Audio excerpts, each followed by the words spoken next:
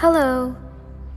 Welcome to Session 2 on Learning Disorders. Brought to you by 2.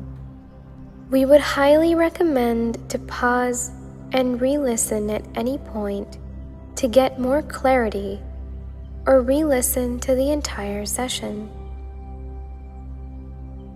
In today's session, we'll discuss the signs and symptoms of learning disorders. Learning disorders look very different in one child and another. One child may struggle with reading and spelling, while another can love books but can't understand math. Still, another child might have difficulty understanding what others are saying or communicating out loud. The problems are very different, but they're all learning disorders.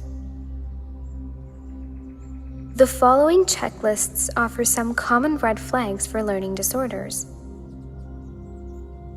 Remember, children who don't have learning disabilities may still experience some of these difficulties at various times.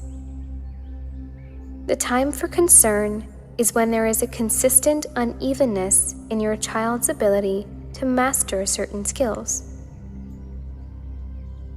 Keep in mind that children develop and learn at different rates. Talk to your child's teacher and let your child's doctor know if they show any of the following signs. Preschool age. Problems pronouncing words.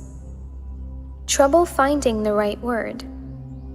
Difficulty rhyming. Trouble learning the alphabet, numbers, colors, shapes, or days of the week.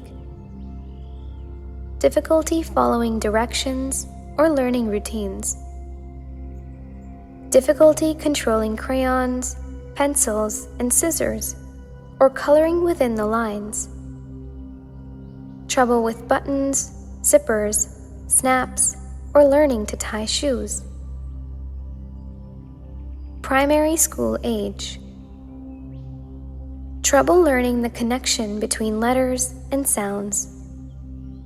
Unable to blend sounds to make words. Confuses basic words when reading. Slow to learn new skills. Consistently misspells words and makes frequent errors. Trouble learning basic math concepts. Difficulty telling time and remembering sequences. Secondary school age. Difficulty with reading comprehension or math skills. Trouble with open-ended test questions and word problems. Dislikes reading and writing. Avoids reading aloud. Poor handwriting. Poor organizational skills. For example, bedroom, homework, and desk are messy and disorganized. Trouble following classroom discussions and expressing thoughts aloud. Spells the same word differently in a single document. Early intervention is essential because the problem can snowball. A child who doesn't learn to add in elementary school won't be able to tackle algebra in high school. Children who have learning disorders can also experience performance anxiety, depression, low self-esteem, chronic fatigue, or loss of motivation. So timely intervention is must. Remember the acronyms NOTE, N-O-T-E.